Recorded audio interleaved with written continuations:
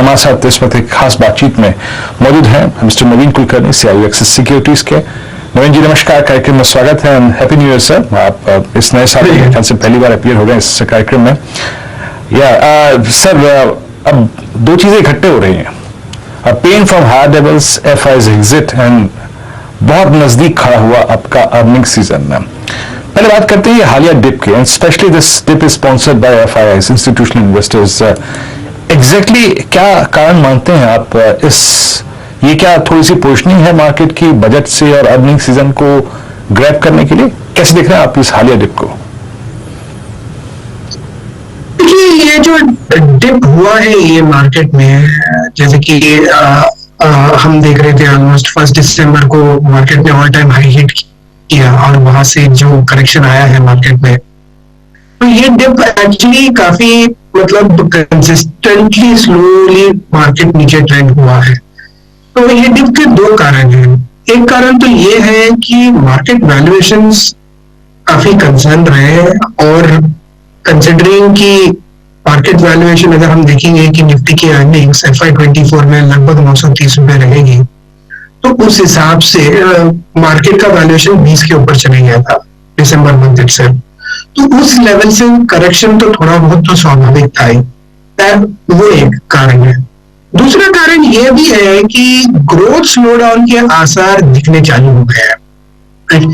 तो अभी जैसे कि ये क्वार्टर के जो एक्सपेक्टेशंस हैं अगर हम देखेंगे, तो IT सेक्टर में तो एक्सपेक्टेशंस काफी ज्यादा म्यूटेड है। अभी जस्ट आपका प्रोग्राम में अपने IT एक्सपेक्टेशंस के बारे में बताया, तो IT एक्सपेक्टेशंस तो काफी ज्यादा म्यूटेड है। इसके अलावा बैंकिंग ही एक सेक्टर है जहां पे नंबर्स अच्छे दिखेंगे, ऑटो दूसरा सेक्टर है जहां पे नंबर अच्छे दिखेंगे।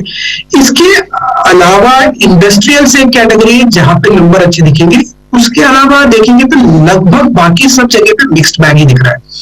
तो दो जो कंसर्न है, एक हमारा जो ओवरऑल वैल्यूएशन हाई रहा है और दूसरा जो स्लोइंग ग्रोथ है, तो उसकी वजह से थोड़ा बहुत डी रेटिंग होना था, और दूसरा टाइम करेक्शन भी सिमिलर है।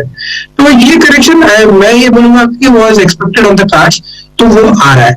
अभी इंपॉर्टेंट क्वेश्चन ये है कि किस लेवल तक की करेक्शन होगा एंड कहां पे जाके मार्केट रुकेगा, वही एक क्रिटिकल सवाल है। इसके अलावा ये correction to some extent is healthy, but थोड़ा कंसर्न रहेगा इसमें। ओके, आप मानते हैं वाकई, इनफैक्ट एक फीलिंग तो आ रही थी नवीन जी के 18,800 पे we are following into a overbought trajectory. ये गिरावट आई, अच्छा भी है when prior to budgets, prior to earning season, लेकिन आपने कहा वैल्यूएशंस और एक और शब्द का इस्तेमाल किया आपने, आर्थिक धीमापन। बहुत सारे कॉर्पोरेट वॉइसेस को अगर आप सुने तो वो शायद अब एक वास्तविकता रखती भी है, लेकिन इस धीमेपन से पहले भी IT के प्राइस डैमेज ने क्या इसको फैक्टर इन कर लिया है? IT में सीवियर प्राइस डैमेज, अगर आप देखें CY22 का सेकंड हाफ तो सीवियर प्राइस डैमेज था, बट कुछ अगर आप देखें हेडविंड्स थे तो कुछ टेलविंड्स भी थे। यहाँ पर आपका रुपये की कमजोरी, दूसरी बात आपके एट्रिशन जैसे इश्यूज का अगर आप देखें थोड़ा सेटल हो जाना, हाँ नो डाउट अबाउट दैट, अगर धीमापन होता है तो टॉप लाइन इश्यूज तो होंगे ही। वो प्राइस डैमेज इनफ हो चुका है या फिर आपको लगता है कि अभी सीरियस प्राइस डैमेज IT में along with this on going earning season देखने को मिल सकता है, जो डिसअपॉइंटमेंट्स आएंगे? जहां तक IT सेक्टर का सवाल है, मैं ये बोलूंगा कि टू सम एक्सटेंट प्राइसिंग हो चुका है जो चैलेंजेस है, लेकिन इसका मतलब ये नहीं है कि यहाँ से मतलब रनअवे अपसाइड दिख रहा है किसी को भी, क्योंकि चैलेंजेस खत्म नहीं हुए। अब टिपिकली IT सेक्टर में देखेंगे तो स्लो डाउन इकोनॉमी में पहले आता है, फिर स्पेंडिंग कट्स आते हैं IT सेक्टर में। थोड़े बहुत जो लॉन्ग जेस्टेशन प्रोजेक्ट्स है, जो क्लाउड कन्वर्जन है, वो सारी चीजें तो चलती रहेंगी, उसके बारे में बहुत ज्यादा चेंज नहीं होगा। लेकिन जो लार्ज ट्रांसफॉर्मेशनल डील्स है उसमें स्लो डाउन आने की काफी ज्यादा आशंका है मुझे, तो वो काफी मतलब लेटर स्टेज में आता है। तो मैं ये बोलने की कोशिश कर रहा हूं कि Q3 के नंबर्स तो स्लो रहेंगे, लेकिन मुझे लगता है कि ऑर्डर विंस भी स्लो हो सकते हैं, और Q4 के बाद ही विजिबिलिटी हमको मिलेगी कि 24 में क्या ग्रोथ एक्सपेक्ट कर सकते हैं। तो मुझे ये लग रहा है कि अभी भी विजिबिलिटी नहीं है IT सेक्टर में कि FY24 कैसे पैन आउट होगा, एंड ये क्वार्टर तो थोड़ा स्लो रहेगा, डील विंस भी स्लो रहेंगे, एंड Q4 के बाद ज्यादा पता चलेगा। तो मैं ये मान रहा हूँ कि ओवरऑल करेक्शन यहाँ से पॉसिबल है आईटी सेक्टर में। बहुत ज्यादा करेक्शन नहीं होगा, लेकिन ऐसा नहीं है कि ये बहुत ज्यादा ग्रेट लेवल है to buy it to and then ride FY24। तो मैं ये बोलने की कोशिश करूंगा कि मैं I will wait for IT sector.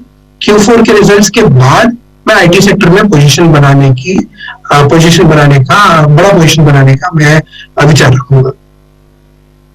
चीजों के बाद आप निर्णय लेंगे आईटी में पैसा लगाना है या नहीं, इस समय नहीं। अच्छा, अब कुलकर्णी साहब, ये बजाज फाइनेंस फिनसर्व पर क्या विचार है? क्योंकि कल जो शार्प कट्स देखने को मिले वो थोड़े से शॉकिंग थे, लेकिन मार्केट कह रहा है ये कभी ना कभी होना ही था। क्या आपको लग रहा है और करेक्शन आ सकता है स्पेस में भी, इन दो स्पेसिफिक एंटिटीज में? जहां तक बजाज फाइनेंस का सवाल है, जैसे मार्केट में ये कभी ना कभी एक्सपेक्टेड था, ये कंसेंसस हुआ है, तो बेस इफेक्ट कैचअप होना तो स्वाभाविक है, कभी ना कभी बेस इफेक्ट आता ही है। तो वो बजाज फाइनेंस में आया है, तो बेस इफेक्ट है प्लस वैल्यूएशन का जो कैचअप मतलब चैलेंजेस तो जो थे बजाज फाइनेंस में, वो दो फैक्टर्स अभी थोड़े ज्यादा विजिबल हो गए। लेकिन मैं ये बोलूंगा कि बजाज फाइनेंस जैसी कंपनी है जो काफी क्वालिटी कंपनी है, डिसबर्समेंट क्वालिटी काफी स्ट्रांग रखती है, मैनेज अच्छा करते हैं। अगर आप देखेंगे कि जो टेक्नोलॉजी का जो पेनिट्रेशन है कंपनी का, वो भी काफी ज्यादा स्ट्रांग है। तो ये सारे फैक्टर्स हैं, ये सारे फैक्टर्स भी प्ले आउट होने चालू होंगे। तो मेरा ओवरऑल व्यू ये है कि ये जो लेवल है बजाज फाइनेंस का, ये बहुत बुरा लेवल नहीं है। मेरे अकॉर्डिंग यहाँ से थोड़ा बहुत करेक्शन आ सकता है, बट अगर लॉन्ग टर्म व्यू है, जैसे कि लेट्स से 1 साल होल्डिंग का व्यू है, तो मुझे लगता है कि बजाज फाइनेंस में ये लेवल से पैसे बनने की आशंका है। So I would not be very negative on Bajaj finance and Finserv from the current levels, लेकिन I would agree with the market कि ये correction was expected to some extent, that has happened. थोड़ा और correction possible, but this is a good buy on dips.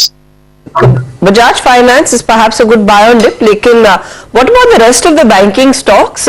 ये भी they had run quite ahead of themselves, especially PSU banks, और वहां पर हमने देखा एक अच्छा करेक्शन की शुरुआत हो चुकी है। इधर एक्सपोजर लेने की आप क्या कोशिश करेंगे at this point in time इस डिप में, या फिर यहां पर भी आप कुछ नंबर्स देखने के बाद ही व्यू लेंगे कि एसेट क्वालिटी कितनी और स्टेबल होने के आसार बनते दिखाई दे रहे हैं, कितनी ग्रोथ देखने को मिल रही है बुक्स में? जहां तक PSU बैंक्स का सवाल है, मुझे लगता है कि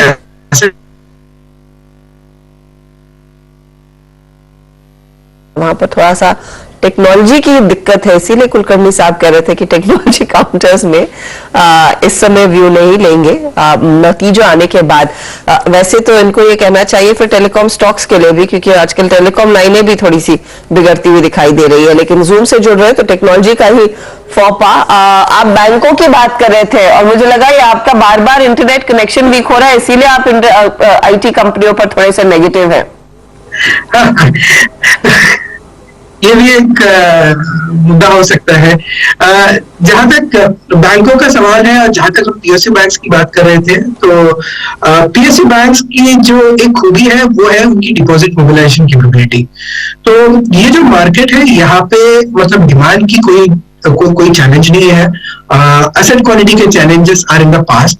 तो भी सबसे क्रिटिकल फैक्टर यही है कि आप लिक्विडिटी कैसे मैनेज करते हैं, डिपॉजिट्स कैसे मोबिलाइज करते हैं, आप लेंड कैसे करते हैं, राइट? तो लोन टू डिपॉजिट रेशियो, ये सारे फैक्टर्स बहुत ज्यादा की हो जाएंगे। तो इस हिसाब से अगर हम देखेंगे तो जो PSU बैंक्स है, ये traditionally have been very very good at deposit mobilization.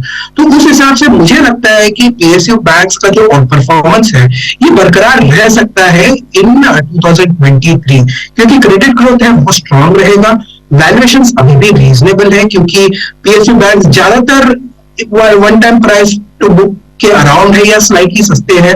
तो फ्रॉम उस पर्सपेक्टिव से ROE उनकी इंप्रूव हो चुकी है, क्रेडिट ग्रोथ अच्छा रहेगा और डिपॉजिट मोबिलाइजेशन स्ट्रांग होने के कारण उनके जो निम्स है वो ठीक ठाक मैनेज हो सकते हैं इस साल में। तो उस हिसाब से प्रॉफिट ग्रोथ अच्छी रहेगी। तो मुझे लगता है कि PSU बैंक्स में अगर अच्छा मौका मिले तो पोजीशन ऐड कर सकते हैं। ओके, PSU बैंक्स में अगर डिप मिले तो और इनफैक्ट मौका मिले तो आपको एंट्री मारनी चाहिए, स्पेशली अगर आपने हायर लेवल्स पे एग्जिट करने का एक अच्छा निर्णय लिया था तो। अच्छा सर, आपके आने से पहले कुछ देर पहले हम कैपिटल गुड्स पे एक डेडिकेटेड डिस्कशन कर भी रहे थे, एंड स्पेशली जिस कॉन्फिडेंस के साथ इस वीक मार्केट में कैपिटल गुड्स अप्रोच कर रहा है इस बजट को, वो काबिल तारीफ है। आज भी एल&टी, केमिंस, सिमेंस, एबीबी की प्राइस परफॉर्मेंस काफी स्ट्रांग है। इस पे आपका कितना कन्विक्शन है कि CY13 में भी पैसा बनेगा यहाँ पर, स्पेशली कंसिडरिंग ये सरकार का अगर आप देखें एक महत्वपूर्ण और चुनाव से पहले बड़ा बजट होगा ये? तो जहां तक कैपिटल गुड्स का सवाल है, मुझे लगता है कि कैपिटल गुड्स एक अच्छा लॉन्ग टर्म ग्रोथ ट्रेजेक्टरी में है। CY22 काफी अच्छा साल रहा है, probably one of the best sectors to invest in CY22 capital goods रहा है। एंड जैसे कि पिछले आपके स्पीकर ने जो काफी सारे पॉजिटिव पॉइंट्स बताए, जैसे ऑटो सेक्टर में केपेक्स की साइकिल हो रही है, गवर्नमेंट केपेक्स हो रहा है, इलेक्शन ईयर है, बहुत सारे कारण हैं जिसकी वजह से ओवरऑल कैपिटल एक्सपेंडिचर जो इकोनॉमी में होना है वो बरकरार रहेगा एंड ऑर्डर बुक्स स्ट्रॉन्ग रहेंगे। इसके अलावा एक और जो ट्रिगर आ सकता है वो कैपिटल गुड्स सेक्टर में वो ये हो सकता है कि प्राइसिंग इंप्रूवमेंट भी हो सकती है ऑफ एंड प्रोडक्ट प्राइसेस। तो ओवरऑल कैपिटल गुड्स का सेटअप बहुत ज्यादा स्ट्रॉन्ग है एंड CY23 भी ईयर हो सकता है जहां पे कैपिटल गुड्स सेक्टर में अच्छे पैसे बनेंगे। स्टॉक्स ऑफ कोर्स इसमें wide range of options available है, सीमेंस से लेके कमिंस तक, मतलब बहुत सारे स्टॉक्स हैं जो आप देख सकते हैं। बट कैपिटल गुड्स एक अच्छा सेक्टर है जहां पे ओवरवेट पोजीशन बरकरार रखना चाहिए CY23 में।